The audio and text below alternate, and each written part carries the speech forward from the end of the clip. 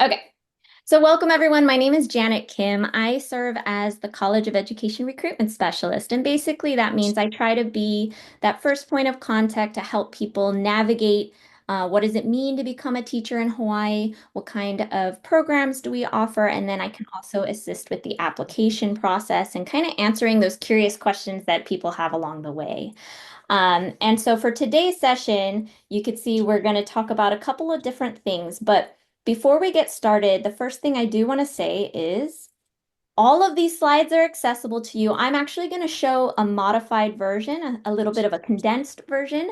But if you write down that link or take a screenshot or use the QR code, I'm hoping that instead of taking rigorous notes throughout today's session, you can spend the time just processing, writing down your questions, and you have all of the content on those slides. If at the end of today's session, including our breakout groups, if your questions are not all answered, then I do have an appointment link that you can use, which is the second one on the screen, where you can set up like a quick 15-minute, all the way up to like a full hour if you need it to just kind of talk story and figure out based on your unique situation. And then lastly, I will just put in a plug to follow us on social media. You know, UH Manoa is constantly coming up with new programs, new courses, new funding, and we have a wonderful project called the Social Media Ambassador Project, where we have social media ambassadors who are current students in our programs who kind of share about their experiences. And so it's a good way to kind of get an insider look into everything we offer. So for note purposes, this is the screen I suggest you take notes on, and then the rest, hopefully you can just kind of process, listen in, and write down your question. And I'll put it in at the end, the link to the slides in case anyone missed it. All right, so let's go ahead and get started. So here's my contact information. Again, it's crunch time. We have about 10 days until the application deadline. So if my appointment calendar fills up, which it usually does, you can still email me. So my email address that I use for recruitment is coeinfo@hawaii.edu. So if you need help with applications or you just have a quick question about a program or anything of that nature, email me, and I'll try to fit it in between my meetings. All right, so I'm going to start off with just telling you about all the things that I have learned in the 10 years I have supporting people into becoming teachers. And so really this actually isn't specific to our programs. It's more specific to becoming a teacher in Hawaii and what that entails and what is good to know in terms of making this a career choice. So if you haven't already, if you're still kind of in that exploratory phase and you're not really ready to apply because you're still figuring things out, two ways that you can do that is UH Manoa does offer a minor in education. So let's say you're majoring in biology and you're thinking, maybe I want to be a teacher, but you're not sure yet. I would encourage you to add on the minor. It's only 5 extra classes, and it gives you access to also becoming a substitute teacher. Now, for everybody, it doesn't matter what your educational background is. If you're like, let's say you're not sure if you'd prefer to work with younger students in elementary versus older students in middle and high school, then subbing is one way where you can get access and kind of experiences across the different levels.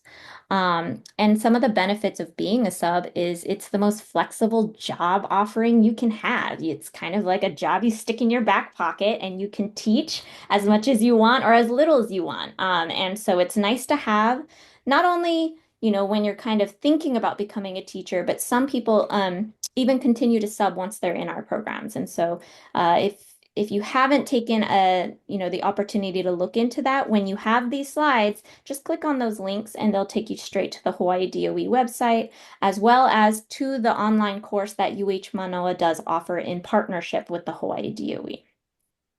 At the bottom, we did get a grant a couple of years ago to create a kind of a space for people to explore special education because you hear about it a lot. It's our highest area of need in the state. But if you're not really familiar with what that is or what that looks like, then visit the someonespecialforstudents.com website where we interviewed like a bunch of special education teachers in Hawaii talking about what they do and why they do it. So that could help if you're curious about that. These are just things that I recommend in terms of just exploring teaching and education as a career. It's important to know kind of which age group you want to teach when it comes to UH Manoa's programs, because all of our programs are actually going to be tailored to the age group that you want to work with. So if you're not quite sure, then you're going to want to go out and get some experience ahead of time to kind of narrow that down. All right, so one of the most important things that you'll need to know at this stage is the acronym SATEP. So SATEP stands for a State Approved Teacher Education Pathway. And why that's important is that it doesn't matter where you are in your educational journey.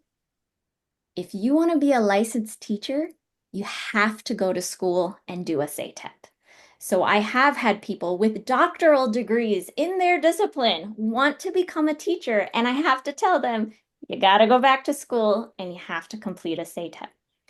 What's great is because UH Manoa is the largest preparer of new teachers for the state of Hawaii, one of the benefits of that is we don't have just one program that we try to fit everybody into. We offer tons of SATEPs, tons of options, tons of pathways that are really going to kind of be tailored to what you want to teach. And so one thing that I want to start with is saying we have lots of SATEPs that can tailor to different groups of people. So for example, we do have our 4-year Bachelor of Education. You come to Manoa and you get your bachelor's degree and you get your SATEP inside of it. So it's like a 2-for-1. You graduate and you're already fully licensed to teach. I personally graduated from the BED and elementary and special education, and so I was able to get my first classroom, I think, at the age of 20, 19 maybe. But we also have a really wonderful partnership with all the community colleges in the state. And so what UH Manoa did is we actually took the SATEP part of the bachelor's degree and we fit it into the final 2 years. And what that does is it opens up the option for people to start at the community college for their first 2 years of coursework and then transfer to the UH Manoa Bachelor of Education program where they can finish out their bachelor's degree and still get their SATEP license. At the end of the day, they're equivalent. You end up with the same thing. You have a full bachelor's degree and you have your teaching license. So whether you do your 4 years with us at Manoa or you start at the community college, we'll support you whichever way you want to go. But there may be some of you here who already have a bachelor's degree or a master's degree or a doctoral degree. If that is the case, then you actually want to kind of look between our other two options. So we have a 2-year Master of Education in Teaching. It's similar in the sense of now at least you're getting your master's degree and you're getting your SATEP teaching license in the same program in 2 years. Otherwise, we have created a very specialized program, which we call our post-baccalaureate certificates, where we've really just narrowed it down to focus strictly on the SATEP. So it's just for people who want to get that license, and they don't want another master's degree or a master's degree at all. And so you have that option available to you, and it's really like the shortest fast-tracked way into teaching for us. At the bottom in the kind of lighter green box, there is another option that we call it BAPS or BAMS sometimes. It only applies to UH Manoa students who are majoring in certain fields like math and science, and they can have like a 5-year pathway, right, where they finish their bachelor's and come into the post-bac or master's. So that one's not as big as the others, but it is an additional option. So what I really want to convey here is that there's two things to know about becoming a teacher. One, you cannot be a licensed teacher unless you get a bachelor's degree or higher. Second, it doesn't matter which of these programs you pick. They are all equivalent when it comes to licensure. You will be a fully licensed teacher in the state of Hawaii. So whether it's the post-bac, the bachelor's, or the master's, it ends up being you're fully certified once you complete that program. Okay. So UH Manoa offers tons of programs. You're going to hear about all these different programs. Just because the program has the word education in it does not mean you can become a licensed teacher. In fact, the College of Ed, I think, has maybe 58 other options that are not SATEP. They're just professional development, right? And so you just have to be careful that if you are here because you want to be a licensed teacher, you got to make sure the program you're doing is a SATEP program. And so for the purposes of today's presentation and the slides that you're getting, what I've done is I've only put our SATEPs on there. Okay, so these are the programs that you have to stick to if you want to become licensed. Okay, sorry, I'm just gonna mute anyone who's off mute just for a second. Okay. So some perks and benefits about choosing this as your career. I'll start off with salary. And it's really funny because I go to a lot of high schools now and I teach them about minimum wage. And then I ask them, how much do you think teachers make? And they always say it's less than minimum wage. But the reality is, yes, you've heard lots of complaints about teacher salary and how teachers deserve more. What I really want to convey today is that Hawaii has actually taken the most action on salary. So much to the point where Hawaii went from being 50th in the country for teacher salary to now being sixth in the country for teacher salary. And all of this has happened over the last 5 years. The teacher salary is anywhere currently from $53,000 on the first day that you become a licensed teacher up to a six-figure salary of $105,000. That's for all public school teachers in the state. That's huge. So your starting is going to be at least 53 and you can go up to 105. And that's all teachers, no matter what you teach, as long as you're in the public school system. On top of that, there are $26,000 extra in what they call pay differentials, which again is pretty unique to Hawaii. Not many states are doing that, where we're giving extra incentive to go into our highest need fields or our highest need geographical areas. So I'll show you what those are in a second. And then also keep in mind that as a teacher, you can pursue what they call national board certification, which is an additional layer of certification. And if you do that, you can earn up to $10,000 extra every year. So there's a lot of opportunities for advancement as a teacher. And so we really feel like the salary is actually really good here, and you won't really see that in other states. And you have to take into account that teachers work on a school calendar year, right? So you're a 10-month employee. Not only that, a lot of people don't realize that teachers also accrue additional vacation on top of being on the school calendar. So you're getting, 2 to 3 months off a year. You get your paid holidays, you get paid leave, you can access state health plans and pension plans, and you're part of the state retirement system. All of these things are huge. And so if you want to learn more about that, that link will take you to the DOE website. But just know that it's because as a public school teacher, you're working for the state. So you get all of these additional benefits that'll not only support you now, but, even after you retire, you're still earning, an income, right? Um, Lastly, I will just put a big plug in for the union. So the Hawaii State Teachers Association, otherwise known as HSTA, is by far the strongest union in the state. That is why we've had all of these salary increases and protections. When COVID hit, you heard HSTA was out there battling for teachers. I felt bad for the principals, to be honest, all the other service employees, because they didn't have as strong of a presence. So just know that as a teacher, you'll always have a strong advocacy backing. Okay.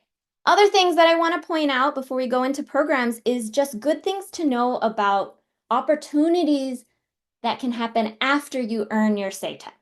Okay.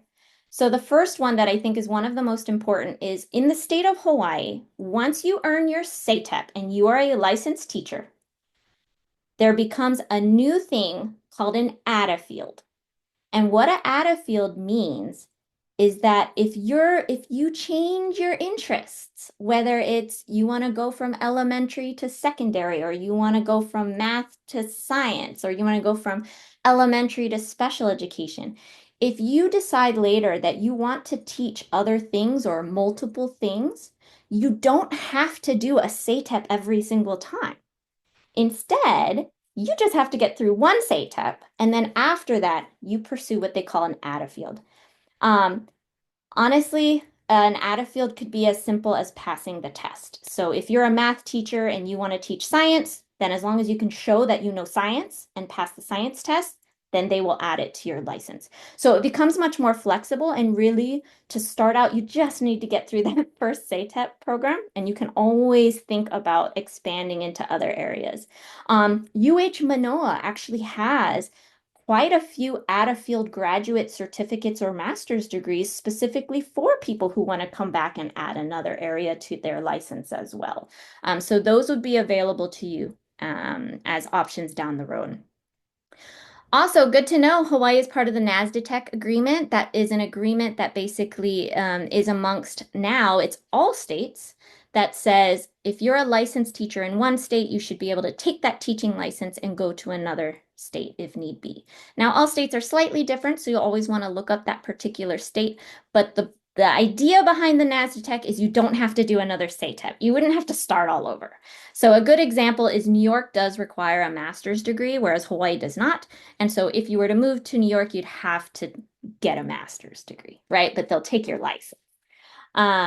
Also, keep in mind, other career opportunities may become available as you are a teacher for a while. One is administrators in the state of Hawaii have to be teachers first. So they have to have a master's degree and they have to have 5 years of teaching experience, and then they're eligible. So while you might not be thinking about it now, that is an opportunity that may come available to you later on. And I do have people that come to me saying they want to be an administrator, and I tell them, well, you got to go through a SATEP program and become a teacher first, right? And then you can do that. And then lastly, I'll just give a plug. Never, ever in my plans did I think I'd be working at a university. But now I get to teach teachers, which is really cool. I never thought that'd be possible. So if that's something you think you might be interested in down the road, then yes, as long as you continue on, a master's degree would give you like a temporary position. And then if you wanted to be a full-on professor, you'd have to go back for your doctoral degree. But just know that we do need educators in the field of education at the university if you'd be interested down the road. All right, so the DOE, if you're kind of wondering, well, where are the jobs at? You know, if I'm going to pursue going back to school and completing a whole program, um, is there going to be a job for me when I get out? The short answer is yeah, probably. But it's good to know what the high need fields are, meaning where are most of the jobs. And so what I've been doing is I've been collecting all the data from the Hawaii DOE employment report so that we can see trends over time. And so what you can see here is that at the elementary level, it really is one of two positions. You're either an elementary teacher or you're an elementary special education teacher or preschool teacher. Um, and so we have a need for both of those. Secondary is a little bit different. You know, once you move into the secondary, which is middle or high school, you're picking a subject. You're not teaching a little bit of everything. You have to have a certain subject that you want to teach. And so the subjects, the core is your English, math, science, and social studies. Highest need has always been special education. And then there is a need for world languages and Hawaiian immersion or Hawaiian language. There are lots of other positions that exist, especially at the secondary level. So I've kind of listed them on the right. Just know that there's not as many positions, you know, available in that area. So you'll just kind of want to take a look. The last thing I want to point out is that you see these little pink boxes around some of the subjects. So definitely around your special education, English, math, science, world languages, and Hawaiian immersion or Hawaiian language. Those are recognized federally as Hawaii's shortage areas. And why is that important to know? That when it comes to your FAFSA and grants and loans, they are usually tied to being in a high need field. So when someone comes to me saying, I want to teach both English and social studies, I say you totally can. But if you start with English in your program, you'll get access to probably more funding, and then you can always do an add a field for social studies later, right? And so that's kind of how you just take advantage of the knowledge of what a high need field really means. How much are you going to make? So this is the Hawaii DOE's current entry teacher salary schedule. So this is just for the purposes of your entering the DOE as a public school teacher. And so there's two ways you're going to read this. Across the top are what they call classes. Classes are based on the educational level at the time that you're getting licensed. Okay, so class two is where it starts. It means that you got licensed at your bachelor's degree. So for our purposes, I wrote up here in green at the top, that would be UH Manoa's BED programs. So if you're graduating from one of our Bachelor of Ed programs, you're going to enter at class two. Now, if class three is for what they call a bachelor's plus 30 or master's, that means our post-bac certificates at Manoa are always between 31 to 36 credits. Why? So that you can enter at the same pay scale as a master's degree. So either way, whether you choose the post-bac or the MEDT, you're going to enter at class three. The benefit of the MEDT program is that you're actually getting licensed in your third semester. So if you take a position right after you get licensed, then you can count the rest of the credits in your last semester towards a pay bump, and I'll show you that on the next screen. They do have a class 7. You could jump all the way here to class 7 if you have a doctoral degree. I will tell you there are no SATEP doctoral degrees in the state. So that is pretty rare. So almost everybody that we work with is either entering class 2 or class 3. And then on the left here is based on years of experience. And so my favorite little acronym right here, no SATEP, I wrote in what it means. It means emergency hire. So if you already have a bachelor's degree and they're offering you a teaching position, you are technically an emergency hire, which would put you at step 4. The starting salary for an emergency hire is 51,000 or 55, almost 56 if you already have a master's at the time that you get hired. But I will tell you, again, going back to what Hawaii has done for the teacher shortage, just 2 years ago, that was 35,000. So they bumped it up a lot to help people who are emergency hired. But for everyone who graduates from one of our programs, you are going to automatically skip that and enter at step 5 as a first year teacher, right? And so this is SATEP. And so for if you graduate from our bachelor's degree, you're going to start at 53,000. And if you graduate from the post-bac or MEDT, you're going to start around 57. Okay. Now, why do they have this step 6 and 7 on here? That is for people who already have teaching experience. Let's say they're in a private school, they're in an early childhood setting, but they are the teacher. You can't, it doesn't count as an EA, it doesn't count for subbing. It only counts as you are the classroom teacher, the lead classroom teacher. And I just learned not too long ago that military service can be counted up to 6 years. Okay, so either of those, you're going to enter somewhere on this pay scale. So what happens after you get licensed and you start teaching? All of a sudden, the pay scale gets a lot bigger and it gets reversed. So now you're here at the bottom. So this is your step 5, either class 2 or class 3. This is so important to know because there are 2 ways you're going to earn more money as a teacher. One way is just by sticking with it. Okay, and so that's your steps.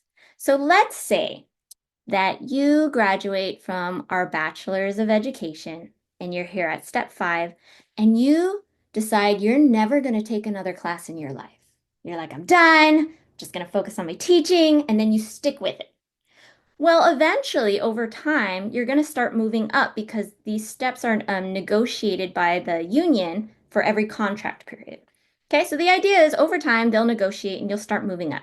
And if you stick with it long enough, I know you can't see it probably, but you can max out at $78,000.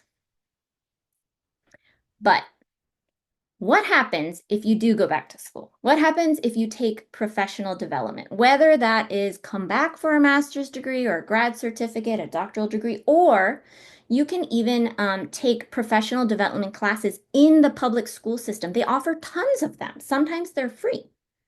What you need to do is for every 15 credits of professional development that you take after becoming a licensed teacher and starting to teach, you are going to fill out a form that lists your 15 credits of professional development. You need to give it to your administrator at your school for approval. And as long as they approve it, you're going to reclassify and you're going to bump a class to the right.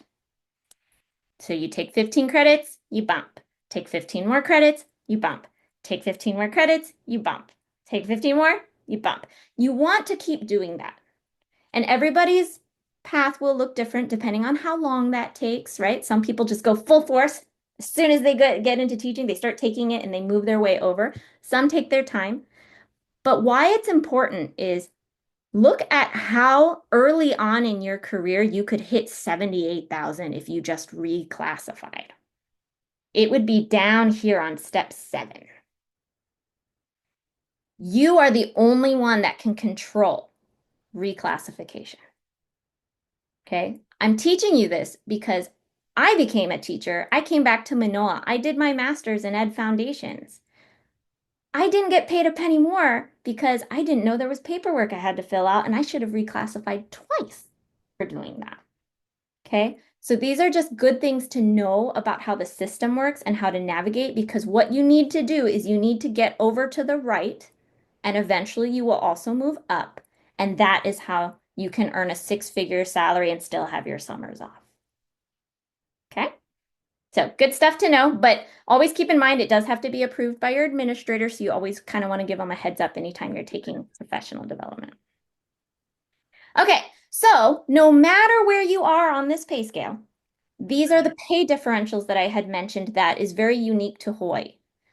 So if you are in a special education position and you are licensed as a special education teacher, you can add $10,000 to your salary every year. Okay, so now you're starting at $63,000 to $68,000 your first year out of college. Okay. Oh, sorry, let me go ahead and mute real quick. Okay. The other really specialized area that we've had a severe shortage in is in Hawaiian language immersion. So if you can speak Hawaiian or you're willing to learn Hawaiian, right? Then Hawaiian language immersion teachers can get $8,000 extra every year. And then the last 4 differentials are actually based on the location. And so what you'll see is the complex area. If you're not sure how to figure out which complex area you're in, they're always titled after the high school. Okay, so most of these are going to be our neighbor island communities. On Oahu, we do have the Nanakuli Waianae complex that will give you $8,000. So anywhere from $3,000 to $8,000 goes to all teachers who are teaching in that complex area. Now, the craziest thing about all of this is these are stackable.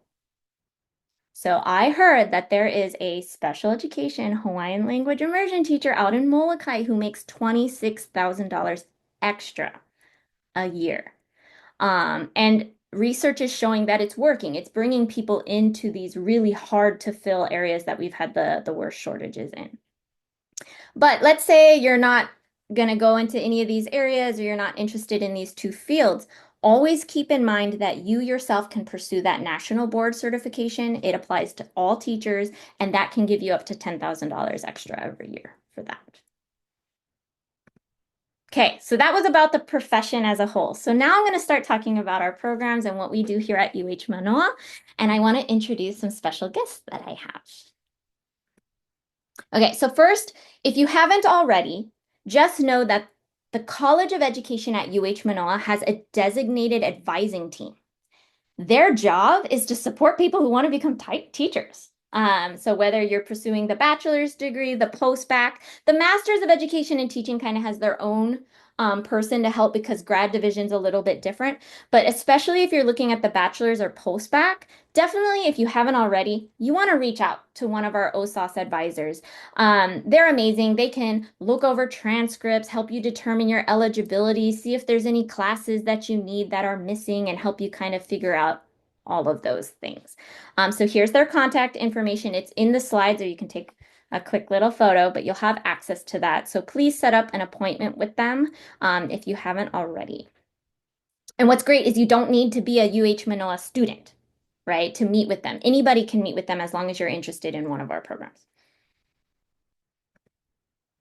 All right. So for this next part, I'm going to tell you about how our programs are designed. I can't go program by program because you're going to see we have a lot of programs that would take too long. So what I'm going to do is I'm going to talk about like fundamental components of how they're designed so that you kind of know what to expect when going into them. And here with me, I have two of our wonderful social media ambassadors who are gonna kind of join in. And as I tell you about these components, they can kind of share out about their own personal experiences related to them. So I'll have them quickly introduce themselves by saying, sharing why you chose the particular licensure program that you're in. So Grace, can you go ahead and start with? Hi, my name's Grace Blaney. I am in the BED elementary education program. I actually didn't always want to be a teacher. I had two other majors before, so I was a marketing and nursing major, but I started working at a daycare and I started really enjoying working with kids and seeing them learn and grow. And I just really found a lot of passion in it. And then once I started exploring UH's programs, I really enjoyed like the community that was around it. And I was like, yeah, I feel like this is where I belong. So, yeah. And hello everyone, I'm Paige. So I'm currently a senior in the ESEE program, which stands for Elementary Students in Elementary Education, or basically, in other words, I am getting dual certified in elementary education and special education. And I chose to do dual license because I really wanted to give myself options for the future. My brother actually has autism, and growing up, I've been helping him with a lot of like his behavioral stuff. And I think that I just really enjoy working with students and catering to their needs. So that's why I decided to do both, so I have options for later. Thanks.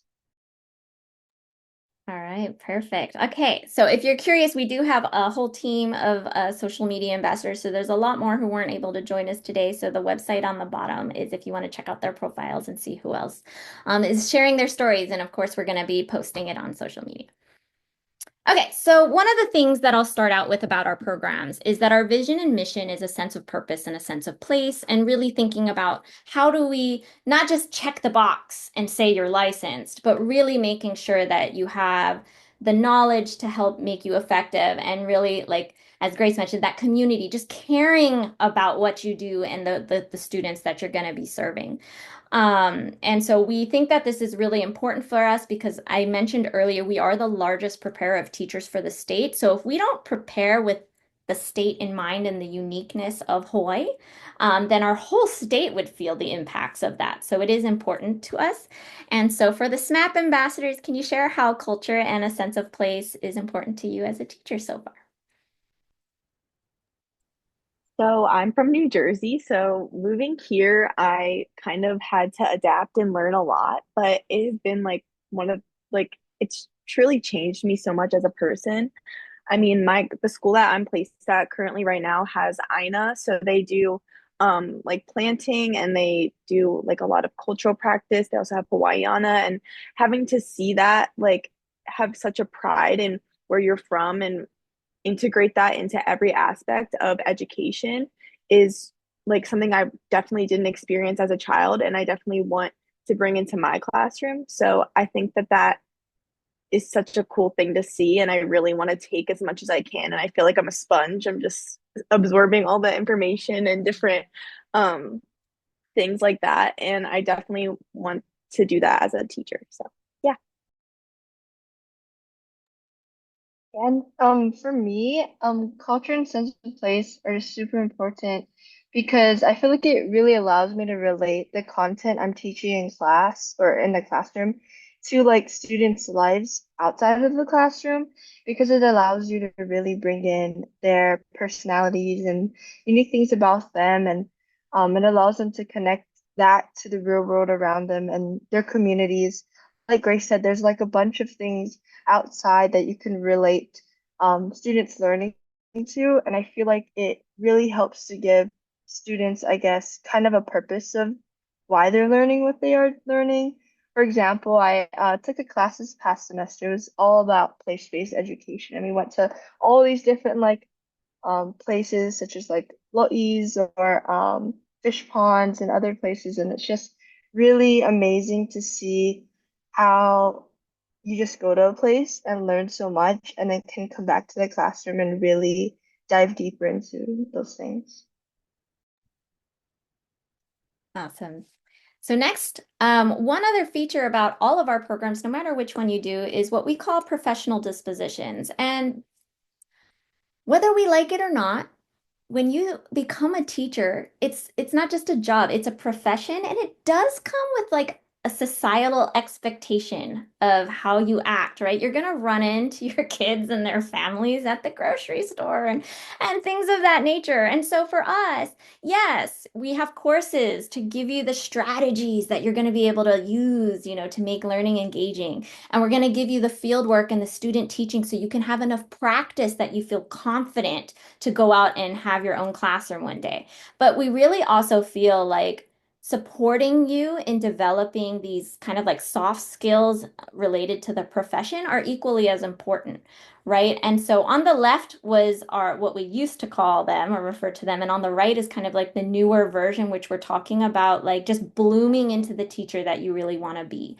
Really thinking about the responsibility that comes with teaching, the relationships that you're going to build. Collaboration is huge. It's no longer a one-room schoolhouse, right? You're going to be working with so many other people as a teacher. And no matter how long you teach, you'll never perfect it. I would just put that out there right now. So for all of you perfectionists, right, who want like straight A's, 4.0, you got to give yourself some grace in this profession because you cannot perfect it. So therefore, from our standpoint, we really focus on the reflection aspect of teaching. And hey, you could have thought it was going to be the most well-designed lesson plan of your life and something could go wrong and it happens, but what are you going to do about it next time, right? Um, and like we spoke earlier about the INA and just making sure that you connect to that. So the question I have for our ambassadors is how have these professional dispositions shaped your teaching practices throughout your program thus far? So I would say for me, I always was very uncomfortable with like criticism and like getting feedback. I took it like, oh, I did something wrong.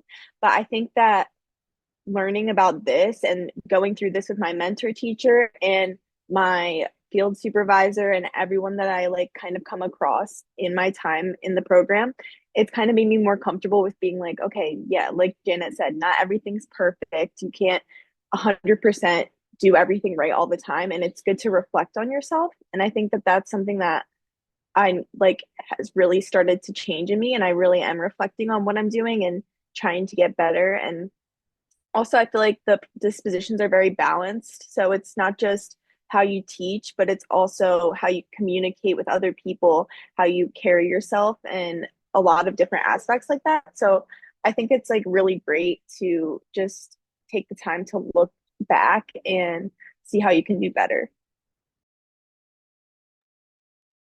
For me, I feel like the professional dispositions have kind of been like a guide in a way.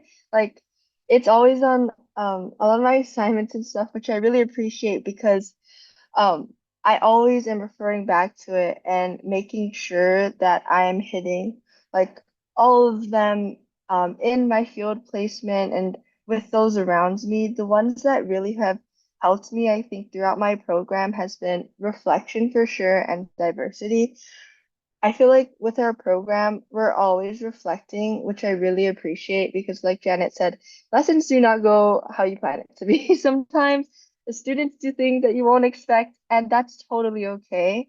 And I think being able to realize that after time has really helped me grow as a teacher and helped me learn about my own strengths and I guess things I need to work on. And diversity has also really helped me because help me understand that not only are your students different and have their own unique backgrounds and qualities, but so do like your coworkers and like the people around you too. They all have different styles of doing things. So making sure that you know that when you go into a school community is super important. So these dispositions have really helped shape me as a teacher, I'd say for sure. Okay, I'm biased, but I love this next one too. So, one thing that I think really makes us stand apart from a lot of the other programs is I mentioned already that we don't really like it to be like, here's all the requirements and you figure it out and just check the boxes as you go. All of our licensure programs use a cohort model. And what that means is when you're getting admitted as a family. And so everybody who gets admitted into that particular program and that particular track are going to start day one all the way through to graduation for those 2 years together. In addition to that, you're going to have a faculty coordinator. So it's kind of nice that you have someone at the university who stays with you throughout that time as well and gets to know you and the schools that you're in and all the people that are around you. And so how has being in a cohorted program impacted your experience? I like can't say enough good things about the cohort. I definitely agree with Janet. I have a lot of friends that go to schools for elementary education that don't have this like cohort model, and I can't imagine it any other way. Like it's truly I've become so close with the people that I just started in the cohort program in the fall, and like I've already made such good connections with people, and it's just I like can't even describe how good it is to like talk to people who are going through the exact same stuff as you. And also it keeps you so on track with your assignments and everything because everyone has the same assignments pretty much.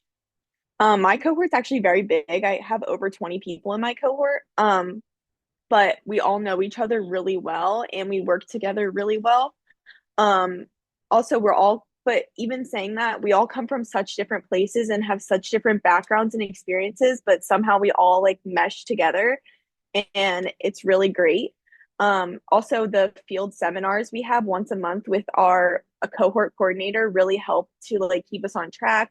It's just like a meeting. We all meet once a month and like talk about whatever we have going on and all our requirements just to keep us on track. And it's like it feels so good to constantly be like surrounded by people who are very like-minded and have the same goals as you. And yeah, I love it so much.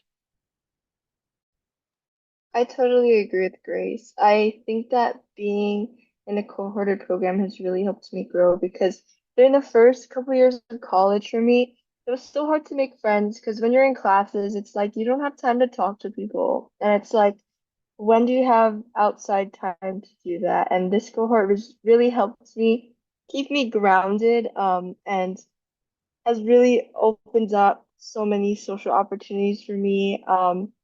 Even like after our program, we already know that we're gonna still reach out to each other, and it's such a benefit to each of us because if we're ever going through anything, then we can always be there for each other during and after the program. My program was a rigorous one, and being able to know that you have people that you can rely on or ask questions to about whether it be like assignments or certain like lessons or curriculum, etc. So many things that you could really collaborate on. And it's really cute too because we would always have like little study sessions together, and it's just really great to know that you're not alone in your program. And it's great to know that you can lean on others for support. And my cohort creators have also been super awesome because they're there for you as well. Like they've been, I guess, our guides through the whole thing. And it's just nice to really get advice from them as well because they have so much experience under their belt that they're willing to share with us. So it's been amazing. Yeah, I'm still close with my cohort, and I'll say that was back in 2007, you guys. So we're all, a lot of them are still teaching. One's, a principal now. I'm at UH, but we all still reach out to each other whenever we need something. So you're building that community not only when you're in the program, but you're kind of building a professional network, right, that you're going to have even after you graduate. And I will say on the screen, all of those photos is 1 year's worth of graduates, and each photo is a different cohort. So what we do is we have like 200 to 250 students we graduate a year, but it doesn't feel like it because you're not in like a lecture hall. You're with your little cohort throughout the whole program. And so on the left are all the BEDs, and then in the middle is like all the postbacks, and on the right is all the MEDTs. And so you'll see, and some of these cohorts, what's crazy is they did the statewide online option, and they're still just as close as the ones who are on campus doing the face-to-face program options. Okay, so the next thing I'll say is how many times have you heard of the idea that just because you read it in a book doesn't mean that it's going to work, right? And you can just immediately put it into action. So all of our programs are what we call field-based. And that really means kind of two big things. First of all, we're not a test-based program. There are lots of SATEPs out there that are read a chapter, take a test, read a chapter, take a test. We're not going to be functioning like that. We're going to be a lot of projects, a lot of application, like a lot of like doing things in the classroom with your students as you go, because we feel like that's how we learn best, right? If you were to just learn all the content and then get thrown into a classroom at the very, very end, are you really going to remember all those things at that time? Probably not, right? And so for us, every single semester, it looks like you're registering for a course, but actually it's a field course. And what that means is instead of meeting online in class, we're going to have you out in the schools in a classroom so that you can practice the things that you're learning every single semester. So just know that does mean you're going to be in a school every single semester of the program. That is limited in the beginning. It's usually about 2 days a week.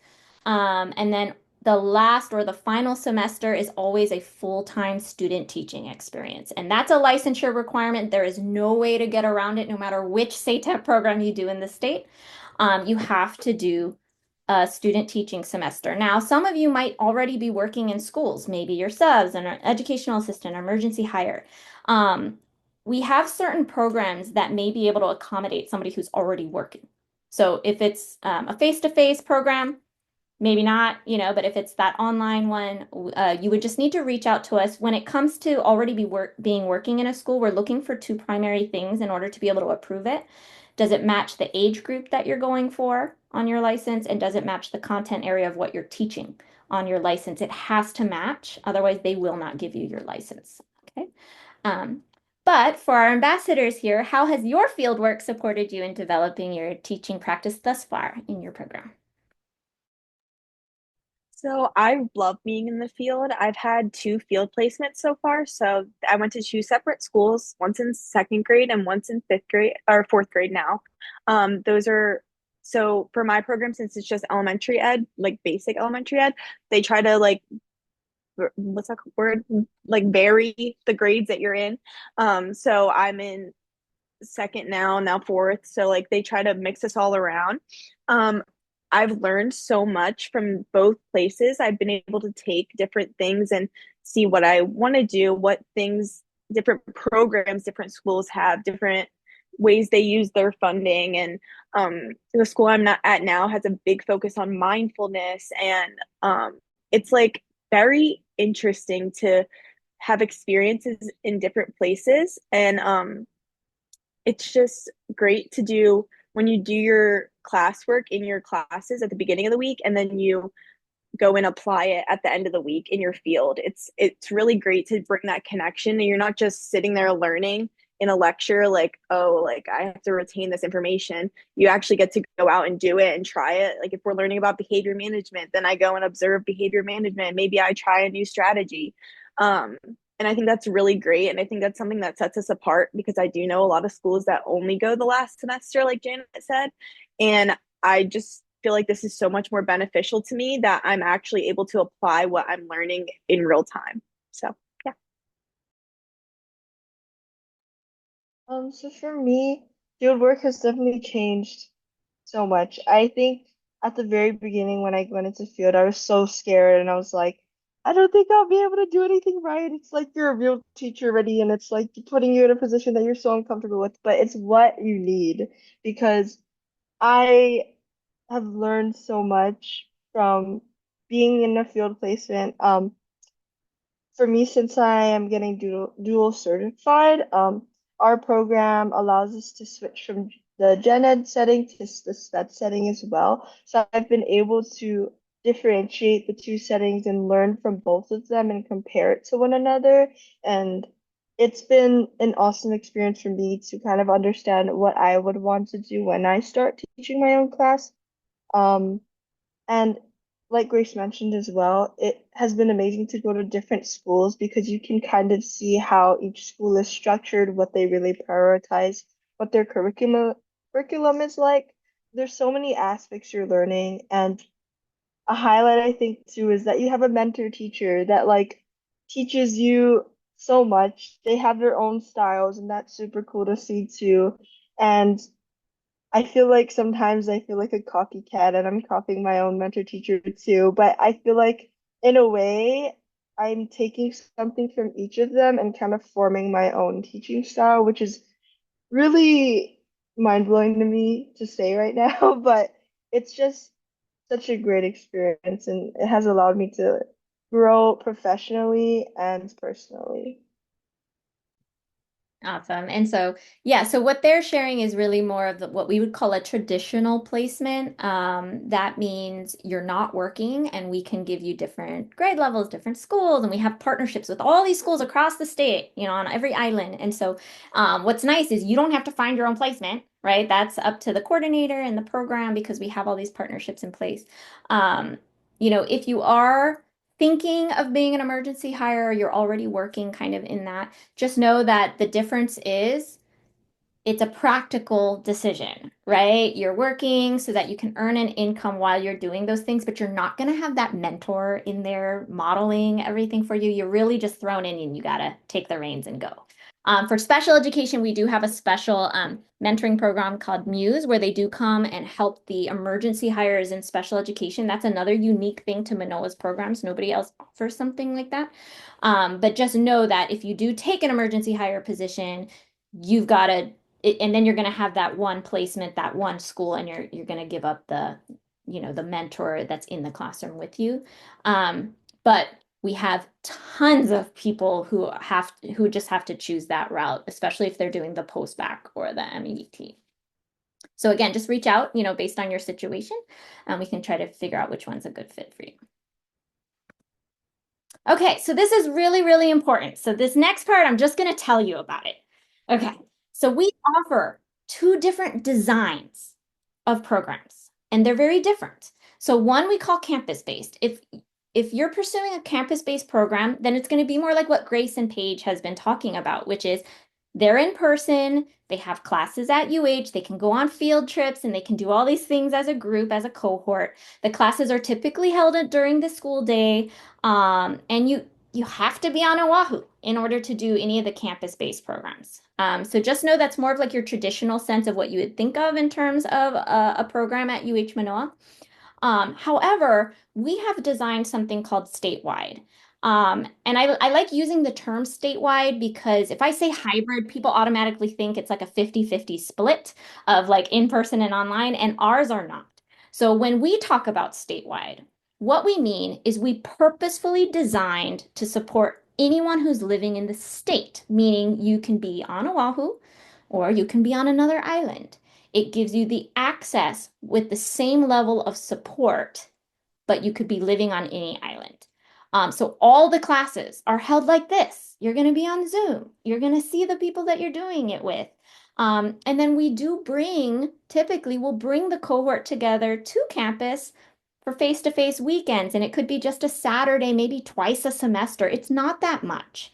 in retrospect. So it's not like a 50-50 split. What we're trying to do is we're trying to create access, but we really do love the community part of it. We love the support part of it. And so we're able to accommodate you wherever you happen to live in the state. And so your classes are going to be held. This is kind of why I usually do my info sessions at this time because it kind of models when we hold our classes. Usually it's like 4:30 to 7, somewhere in that window. And so you can be in anywhere in the state. You can't be out of the state. So I'll just say that. I have had people from other states trying to say, well, it's an online program, you can do it. You have to be living in Hawaii to pursue a teacher licensure program for the state. For those who are living on neighboring islands, what's nice is the College of Ed will actually provide you a travel reimbursement stipend every time you're required to fly over to Oahu. That's just to make it accessible, but to still give you those opportunities so you can have the experiences that Paige and Grace have been talking about, is just being with your cohort and, being able to do some of those things that can't be done online. So this is really important. I'm about to show you all the programs that we offer, and there's icons next to them, one for campus-based and one for statewide, because they're very different and you need to know which one is going to fit you in your situation, right? And accessibility. Last thing I will say, we've already talked and heard about Paige share that she's currently in a dual licensure program. So what I'm just going to say is we do offer what we call dual licensure programs. And what that means is in the same program, same amount of time, you're going to actually come out with two different teaching licenses. It will usually require that it might be the same amount of coursework or it could be a little bit more. But you're not extending your program out at all. So what it's doing is it's just giving you specialized coursework in both fields. And obviously, once you graduate, now you have more job options because you could take a job in either one. So when I show you the program sheet, anything that has a plus sign means that it's a dual. Okay, and you're getting two licenses. So I'm going to skip this one just for time. But I will say, we really pride ourselves on how intentional we've designed our SATEP programs, and really thinking about how do we balance the need for more teachers without sacrificing the quality of what we do and what our students deserve. And so I will just point out that this is really fun. These are all the big name recognized teachers in the state for last year. So on the top right, you have the newly honored 2025 Hawaii State Teacher of the Year. And then the Milk and Educator Awards are like the Oscars of teaching, and the teachers who get selected get $25,000. So last year, just these three people who got recognized alone, the one in the top right graduated from our postbac, the one on the bottom left was our MEDT, and the one on the bottom right is our BED program. So how cool is that? So in other words, we've created all these pathways to give you options and to fit whatever it is, whether it's a certain subject or, statewide or whatever it is, because we want to create really good teachers for our state. So last question for our SMAP ambassadors before we start moving into breakout rooms. What's been the best part so far? I would say that it's really hard to pick the best part actually, but I don't know. It's actually really hard. But I think that something I really have enjoyed is being creative. Um, I think that that was something that my life like always kind of lacked. And I think it's great to like come up with my own lessons and be able to implement things that my personal experiences and things I know about the world and all of those things into my classroom. And I just love going in every day and seeing the kids and just like putting a smile on their face and connecting with people and building community. And I think that that's really the best part. Yeah. This is a very hard question. Um, I think that the best part of this whole thing is that I've been able to really learn so much. Um, I think that being in a field setting and being able to easily apply what you learn is has been super important to me.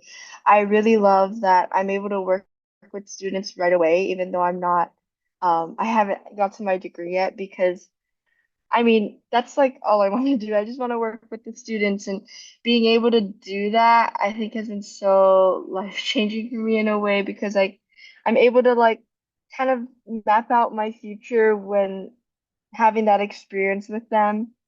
And I think this program just has really set me up for success. So yeah, I would say field, and it's also just the connections I've been able to make with everyone, whether that be my classmates or the people in the schools I'm at right now. And it's just been great to really meet everyone and get to know everyone. So, yeah. Awesome. Thanks for sharing. And sorry I progressed the slide accidentally and I couldn't figure out how to go back.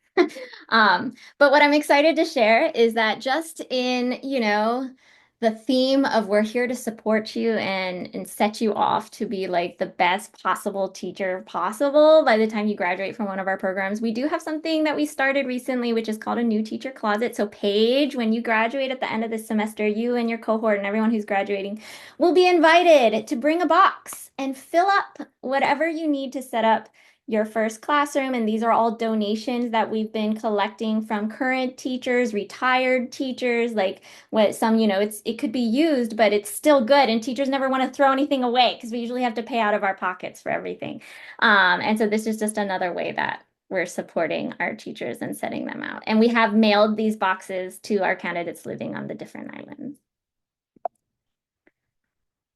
Okay, so here we are. So let me just show you all the different programs that we do offer at the undergraduate level. So if you do not yet have a bachelor's degree, you will either start and you can go to the community college or you can do all 4 years with us. But just know that the programs I'm showing you right now are just the SATEP part. So it's those last 2 years of the bachelor's degree. And on the left side, you'll see the icons. If it's a little institution campus, then that means it's campus-based. You have to be on Oahu and attend classes in person. And if it's a little Zoom icon, that means it's statewide and you can be living anywhere in the state and do the online option for your classes. And so you'll see that we have tons of options at the elementary level. So each of these are a different cohort and track option. You'll see the plus signs means that that's a dual licensure option. And so really you have a whole wealth of options and opportunities available to you where you can get your bachelor's degree and your teaching license at the same time. How are you going to know if you can go ahead and apply, especially with it being 10 days from our application deadline? It's kind of tricky because each program could be slightly different, but I'll just kind of give the main prerequisites that are needed. So the main one really is you need to have those first 2 years of college kind of under your belt, whether that's at Manoa or at a community college. Maybe you've done an associate's degree, right? You have to have at least 55 to 57 credits, which meet that kind of like gen ed requirement, right? For the BED programs, you do need to show that you've had some experiences working with groups of kids at the age group that you're interested in, or just any age group is fine. And you just need 40 hours worth. So that could be volunteer hours, that could be employment hours, doesn't matter. If you're already working in a school, then you can probably fill it out, right? And so you're going to upload that as part of your application. And then there are different prerequisite courses that we want you to have under your belt before you start our programs. And this is just a couple of them. You've probably heard of them if you're pursuing this. So SPED 304, Hawaiian Studies 107, Ed Foundations 360, Math 111, 112, and then each track might have additional ones. You got to maintain your GPA of 2.75 or higher. And just know that when you do apply, you're going to write an essay and you'll be invited to participate in an interview after you submit the application. You need to submit the application by the deadline, okay, to be invited for the interview.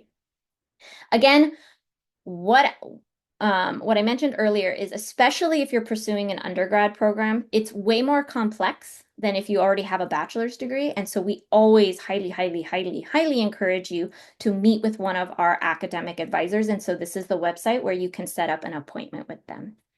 And so real quickly, ambassadors, any advice you'd give someone, especially because you guys were at the BED level, any advice for anyone who's thinking of a BED program and getting through this process? I think that what you just said is the best advice to meet with your advisors. I've got so many questions answered by just quickly going on there and meeting with everyone. I think they're all great. I think that they all are super helpful and super knowledgeable. And if you have like just a quick question, you can go on there in a drop in. or they usually have a lot of availability. So it's really great. It's a really useful tool. I would say that I would recommend like doing it frequently and just making sure you're on track. That's like something I always stress out about. Like I've always seen TikToks of people being like, "Oh my God, I didn't realize I had to take this class." But I feel like that's not even an option for me because like they're so on top of it. Like it's like, "Oh yeah, like you're right on track." And I love like I just sometimes I need to just check if I'm right on track. So I think that's a great tool and a great asset that we have. I totally agree with Grace. I think that the academic advisors really help, and it's really just good to know and be mindful that you have everything on there done and to double check that because there are situations that, you might think you have something and documented, but then it's not on there. So you don't want to formulate a stressful situation for yourself. So definitely double checking with that. And I think definitely looking at the College Red website as well for all of the different requirements. As Janet mentioned, it differentiates for each program. So making sure to really dive deep into that and make sure you have everything covered. Awesome. Thank you. And then remember that we're going to hopefully jump into breakout rooms, and that's where you can actually ask for more of those nitty-gritty details of your particular program. Okay, so if you already have a bachelor's degree or higher, then you're probably kind of deciding, well, am I going to go post-bac certificate or master's of education and teaching? You'll see that almost all of these will have a statewide option, except for the health and PE, because a lot of the people who've already earned degrees don't, are needing to work or have other responsibilities and usually prefer that kind of statewide design. So the MEDT elementary and secondary does offer both options. So they do have an in-person kind of group on Oahu, but they also do the fully statewide option as well. And again, there are two dual licensure options at the master's level where you could add on the special education to either elementary or secondary, or you could add on the Hawaiian language immersion. And then eligibility for the post-bac and MET, like I said, is a little bit simpler. You need at least a bachelor's degree or higher. Post-bac is 2.75, master's is 3.0, and you will also have to submit an essay and complete some form of an interview depending on the program that you choose. Some programs have that 40 hours, some don't. Some programs require the SPED 304, some don't. My recommendation, you gotta go to the website and just check it. They'll list exactly what you need in terms of your prereqs. Okay, I always kind of run in, but I'm not going to skip this part. So, tuition and funding.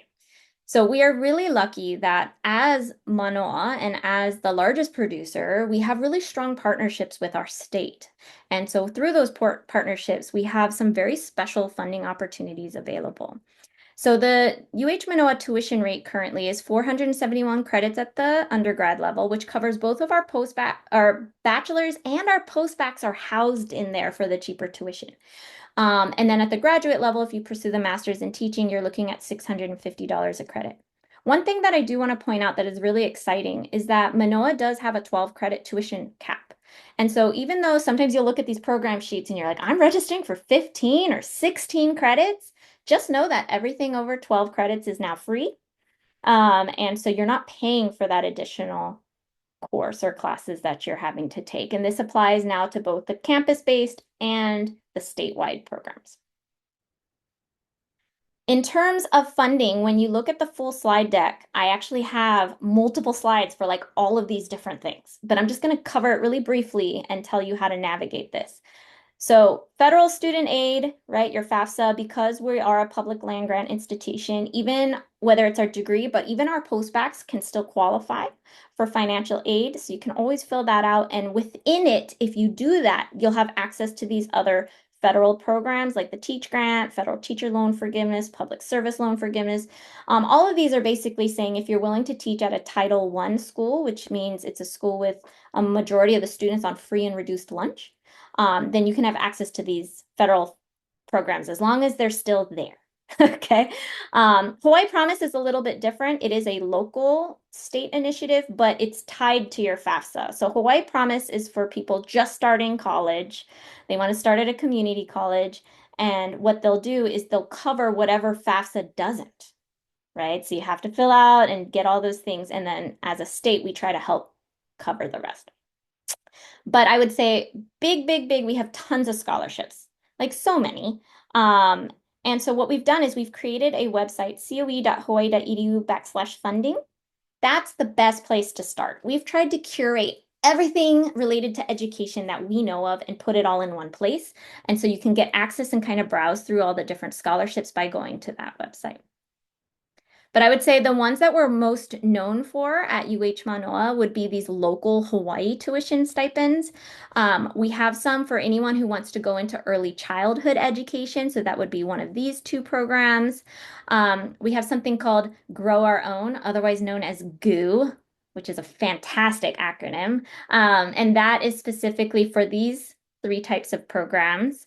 And then we also have one specifically for anyone who wants to go into special education. And I have a current grant right now that gives a couple of additional money, but all of this is if you're going to pursue any of these programs that include special education. So when you're browsing through your program options, just know that these are local funding sources that are basically asking you to promise two things to be eligible. First is that you're going to stay in Hawaii to teach. The second is that you'll teach for at least 3 years, and I think the early childhood one is just 2 years, but 2 or 3 years, depending on the funding. And if that's the case, then you're likely eligible to apply as long as you're applying to one of the programs that's listed under it. Okay, so I'm going to open this up, and then while you guys answer this, I'm going to start making our breakout rooms. Okay, so go ahead. What kind of funding have you been able to access thus far? Or what advice would you have for someone who might be looking for funding? So I received funding for the social media ambassador program. I also the best thing to do is check your email. When you're here, the like I know I've talked to so many of my friends and I'm like, "Oh, did you see like if you do this like quick thing for 3 hours, you can get $200?" And they're like, "What?" Like they didn't read their email. So I think that the best thing to do is just check your email. I was able to do like a 3 hour long thing, like I said, that was like testing out AI compatibility with like teaching. And it was like a 3 hour long thing, and I was able to receive a $200 stipend for it. Also from this program, I was able to receive funding.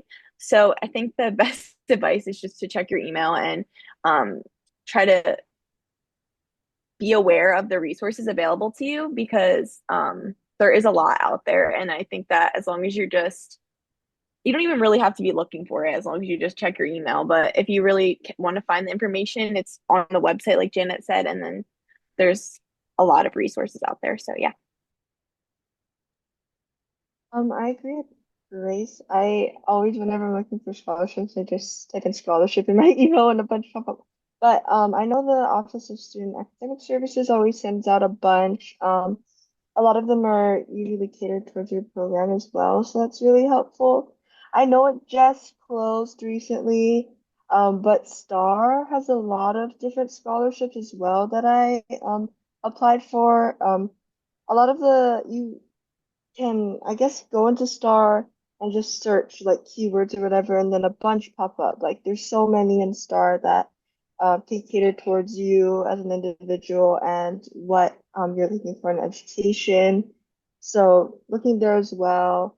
But yeah, as always, there's always the UH Common Scholarship as well that has helped me. But just filling in all the common ones, I think, can really help broaden your opportunities. Yeah, and I know the College of Education itself has 58 just within the College of Ed, and there's like a single application form that is open now. The tricky part for all of you who are applying by the March 1st deadline, it may seem counterintuitive, but you actually should be applying for all these funding sources now.